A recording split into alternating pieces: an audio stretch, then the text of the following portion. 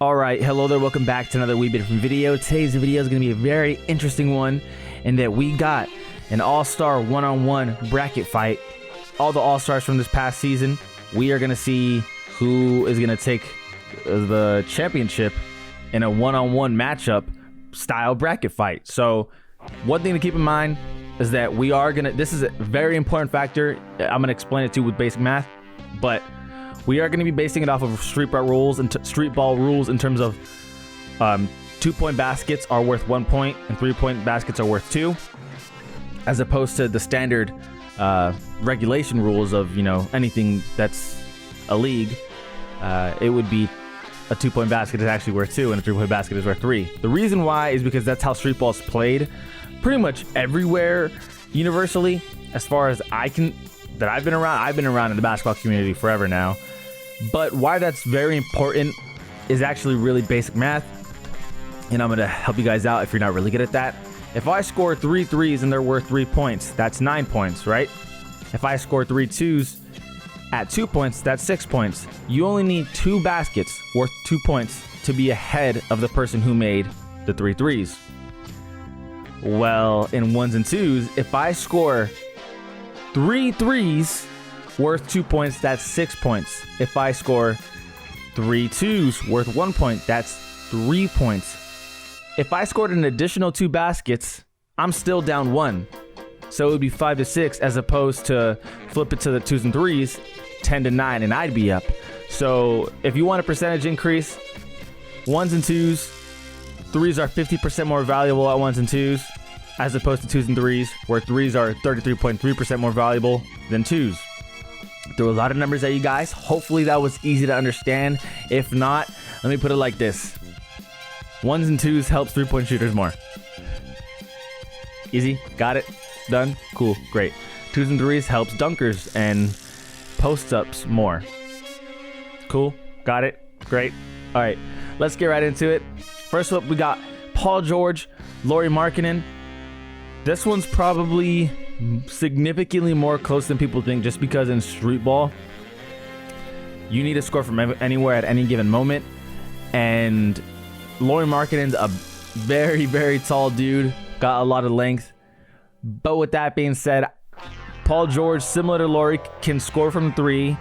Paul George, great at finishing in contact, similar to Lauri, but Lauri is nowhere near as good of a defender as Paul, so we're gonna go with Paul to get some stops and then, you know, snag up a couple of steals and blocks here and there. Then we got Jrue Holiday and Kyrie Irving.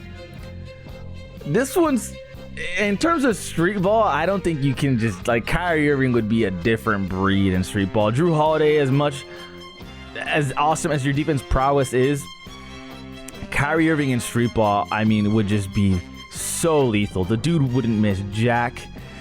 Damian Lillard versus James Harden. This would be insane. I think both of them would struggle with stops. Ultimately, what it would come down to is probably threes made. Definitely is what that would come down to. I'm gonna go ahead and say, this, yeah, I don't know, man. I'm gonna go ahead and say Dame, just because I just feel like he'd be more lethal with the threes, and they can both finish and they can both make threes, so it'd be such a toss up on who would win that. Jaylen Brown versus, why am I forget what the hell am I doing here? Tyrese Halliburton. Oh my God, I spaced out his name for a second. I'm so sorry, Pacers fans. I don't know why I spaced out his name. Versus Tyrese Halliburton. The thing is, I talk about him every week too, in NBA Weekly. Just a lot of NBA players, guys. I'm sorry. I woke up. Okay, backstory. Take up 10 seconds of your time. I woke up at 7 in the morning today. I fell asleep at 2 in the morning. Sorry, 2:30 in the morning. Cut me some slack. All right, I'm running on low sleep. But anyway, I'm taking Jaylen Brown.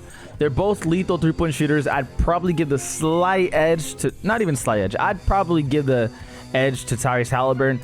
But Tyrese Halliburton is a phenomenal standing 3-point shooter. JB can come off the dribble and just shoot it dead in your eye and make that thing. Not only that, defensively, he's better finisher at the rim. So I'm going to go ahead and go with Jaylen Brown. Then we got LeBron and Paul George. I'm taking the GOAT. I mean, LeBron is, dude, I feel like he would really just beat the hell out of Paul George in a one-on-one. Joel Embiid and Kyrie Irving. Okay, so this is what I was referring to earlier. Who I said it was important to take note if it's ones or twos and twos and threes. So if Kyrie Irving made 3 3-pointers and Joel Embiid made 3 twos, it'd be way easier for Joel Embiid to catch up and get the lead as opposed for it to being ones and twos. Because I feel like I don't need to do this, but there's some people who are just not really they don't understand some basic math. So I'm going to give you guys a visual real quick. And I'm not doing this to be a dick. I'm doing this just to help any and all of the people who watch basketball. And again, it's just, I don't want to be a dick. I can't stress that enough. So let's show y'all real quick. Times. Sorry. We're getting there. So the reason why I'm saying this is so damn important is because if we're going off twos and threes, 3 baskets of twos is 6 points.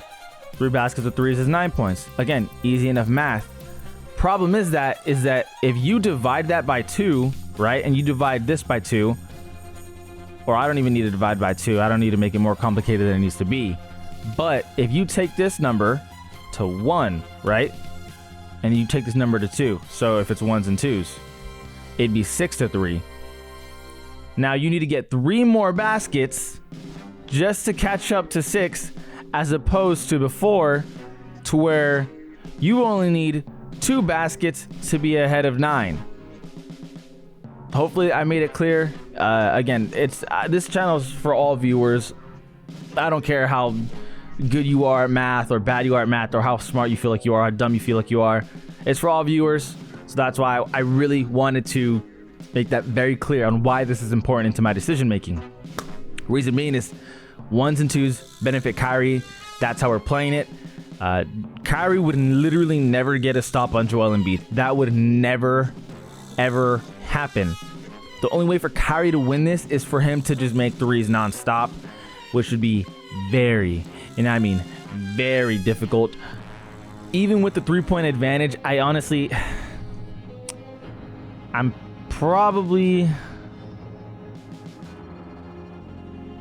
gonna go with Joel Embiid. Yeah, I just feel like there's no way Kyrie could win that just with the height advantage. Steph Curry, Dame Time, they do everything very similar, but Steph just does it better. We're gonna go with Steph. Luka, the Don, and JB. See, the interesting thing about this is that in street ball, Jaylen Brown, or even in real life, but Jaylen Brown's stronger. He's faster.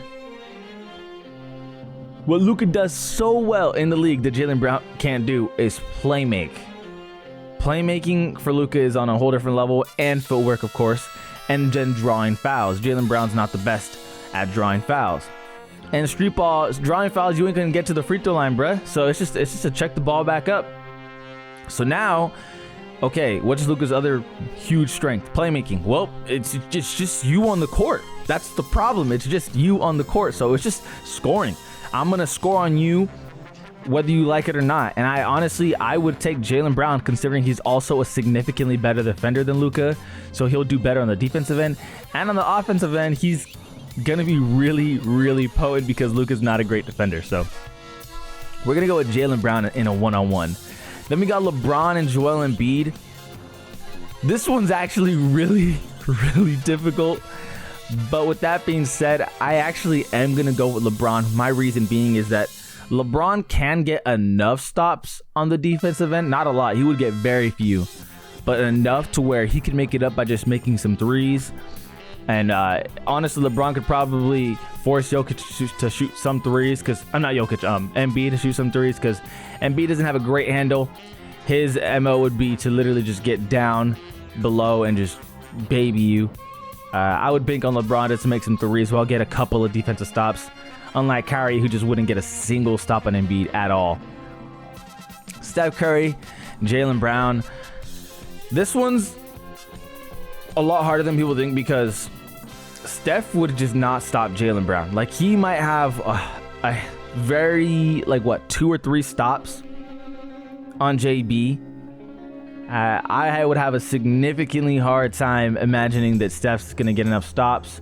But considering how valuable threes are in a ones and twos format, we're going to go with Steph because he would just knock down too many threes. It would just be crazy. And then we got Steph and LeBron. In all honesty, I just think the size of LeBron would probably be too much for Steph to deal with because, yes, I mean, if Steph's feeling funky, you know what I'm saying? Like, he's feeling good. If he's feeling hot, he would win. But I think on a regular day, I mean, granted, Steph is just so lethal from three. I just can't imagine LeBron at 38 remotely stopping this. But again, it's a one-on-one. It's not like Steph's not getting his screens. He's not moving off ball.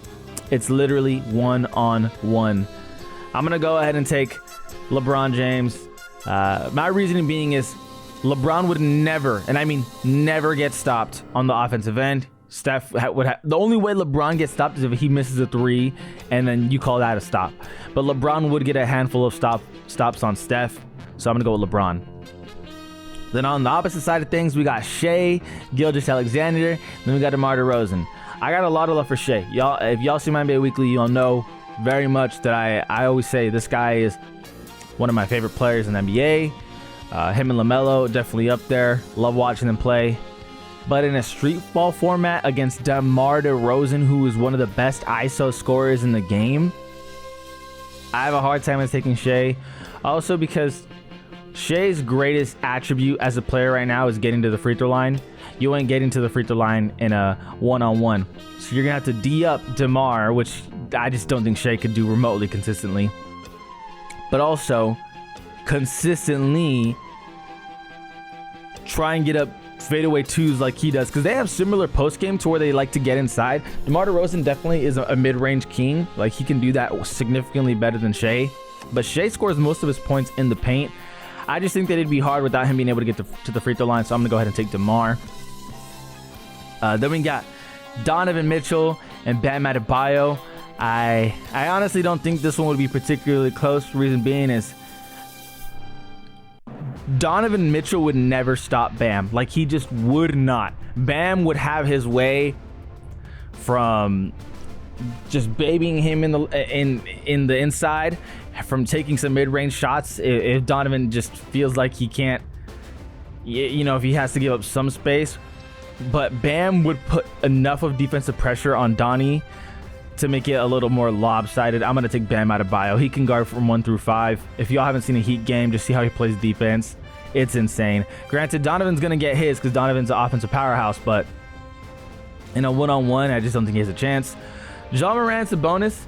This one's actually a lot more messed up than it is. Like, people would be like, oh, Ja Morant easily. Let me say this right now.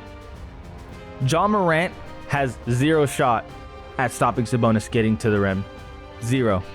There's nothing Ja can do. Ja doesn't have strength like that. What Ja does is he's athletic and he's an offensive powerhouse, offensive playmaker. He does everything that you could ever want and more on the offensive end. Defensively, he'll have nice steals. You know, he'll have some nice reads. He'll have some flashy blocks off of help side or something like that. But as an on-ball defender, Ja could not do anything against someone like Sabonis. It would be disgustingly gross to watch. Because also, Ja Morant doesn't shoot threes. So in a one-on-one where you don't shoot threes and you have to outscore on out layup a center who plays Jokic-like in that he's a playmaker, so he has to dribble the ball. He has a little bit of a three. So I would take Sabonis, no questions asked. I know Ja fans didn't like that, but dude, Ja doesn't play defense, and Sabonis is a solid enough defender to get some stops to where Sabonis would never get stopped. But like, Ja has no shot. Sabonis is 6'11", 6'10". Ja is 6'2", 6'3". You know what I mean? Like, you're just screwed. So this one's actually a really good one because Julius Randle and Zion. Zion's a bigger build. Julius has got a solid build, but Zion, right? As easy as it would be for Zion to just get down below more often than not, Zion doesn't hit threes and Julius Randle does hit threes. So in a 2 and 3, so if it was scored by 2s and 3s, I would give to Zion off a 1s and 2s format to where Threes are more valuable because they're 50% more than the 2-point baskets. Again, being 1s and 2s, I'm going to go with Julius Randle. Again, strictly in the 1s and 2s format. I can't stress that enough. If it was 2s and 3s, I'm still going to go with Zion because Zion just wouldn't be able to get stopped all too often. But again, giving Julius that extra leeway of being able to knock those threes down, yeah, I'm going to go Julius. So we got Giannis Antetokounmpo, DeMar DeRozan. Giannis would literally not get stopped. He would get some stops on DeMar. DeMar is not stopping Giannis once. Giannis is getting to the rim. You can try and foul him. It's not going to matter. Giannis is going to get himself a bucket. We got JT, Jason Tatum, and Bam Adebayo. This is where I say, Bam, you're a little more screwed because JT's going to get some stops on you. But not only that, as good as you are of a defender, similar to how I say you could guard 1 through 5 in the previous matchup, Jason Tatum, again, similar to Donovan Mitchell, is an offensive powerhouse who has height, so he's not going to get bullied on the defensive end. He hits threes. He can dunk it on you. He can do everything. So, Bam, I'm sorry, but JT is definitely the answer here. KD versus Sabonis. I don't think this is close. Sabonis, I just could not. He could get 1 or 2, maybe 3 stops at the most. I'm assuming they're playing to 21 guys. But I guess in a one-on-one, you'd play to like 11 or 7. I guess we'll say they're playing to 11, right? Even that does change things, though, saying they're playing to 11. Nah, we'll say 21. We'll call it like a... But in an all-star format, they would honestly play like to 11. That sounds about right. I guess we'll say playing till 11. We'll leave it at that. That's what I'm gonna leave it at. And it's loser's ball. It's got to be loser's ball. If it's winner's ball, that would change everything on who gets the ball first. So it would have to be loser's ball. I guess I should have clarified that in the beginning of the video, but you're getting it clarified now. KD would win though for sure. He would get enough stops on Sabonis without question, and Sabonis would get like 1 or 2 stops. KD is a sniper. It just wouldn't be close. No. Nikola Jokic, Julius Randle. Jokic is one of those players similar to Luka to where better in the NBA than actually in street ball.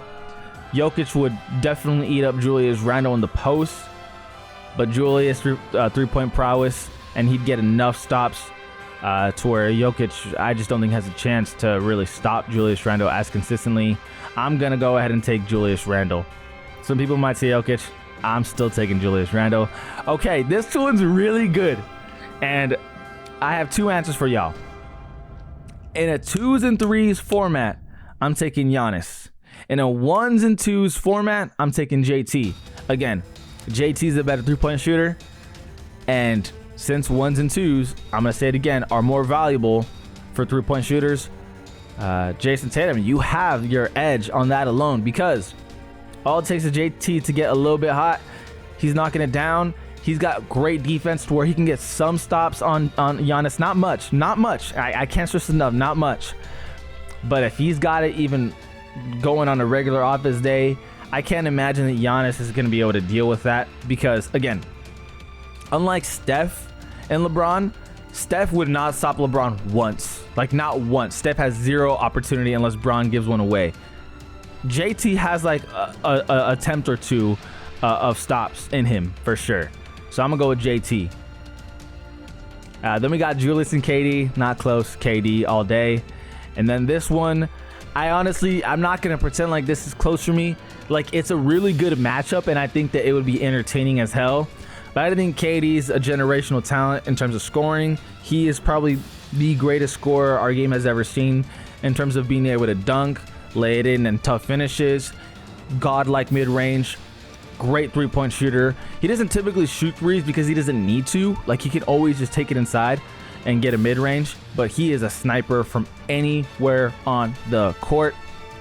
And it's like hard to stop him because his length, the way he shoots the ball, it's hard to even get your hands on it. I love me some Jason Tatum. I really do. But KD would just eat. Then we got KD and LeBron. And listen, LeBron's my GOAT, but LeBron's a pass-first player. In a game of one-on-one, you ain't passing to no one. As much as I love LeBron and saying he is the all-time leading scorer, he is not the scorer that KD is. KD is just a natural born scorer at all levels. Again, I can't stress it enough because LeBron does not have KD's mid-range. LeBron is not as good as a three-point shooter as KD. When KD wants to get it going, dude, he can do it from anywhere at any given moment. And I love LeBron, but what makes LeBron so great is that LeBron does everything great. You know, he can be a great defender, great playmaker, obviously, a great scorer, but KD is the scorer. He is that guy. So definitely KD. I knew ahead of time going into this, like, for sure KD had to be my winner. Like, he's lethal on so many levels. Some people might agree or disagree. Why does it look like this? What the hell? Let me refresh the page. Some people might agree or disagree with how I did things. In all honesty, guys, I really do like my list. There might be a couple of things that people might change, like maybe Embiid beating LeBron. Maybe, I don't know. Maybe Steph beating LeBron. I just don't think Steph could remotely get close to stopping LeBron, though. I just don't think that would happen. Maybe people would think size is too important and they think JB would beat Steph. Maybe they'd have Kyrie pulling a miracle and beating Embiid. But again, Kyrie wouldn't get one stop on Embiid. Like, it's just not... He couldn't do it. Like, he just could not do it. How? Embiid's got like a foot on him, bro. Not literally, but damn, it's damn near a foot. So yeah, KD is our champ here. Let me know what you guys think below. What you'd have, who you'd have in the finals, and then who you'd have win. If you agree or disagree, it is opinion based, but I just don't think you can really argue that like the KD would lose this whole thing. I think KD is just, again, a different breed in a one-on-one type of matchup. It's insane. But as always, appreciate y'all for watching. This is Ali Been Different. We've been different, and we out.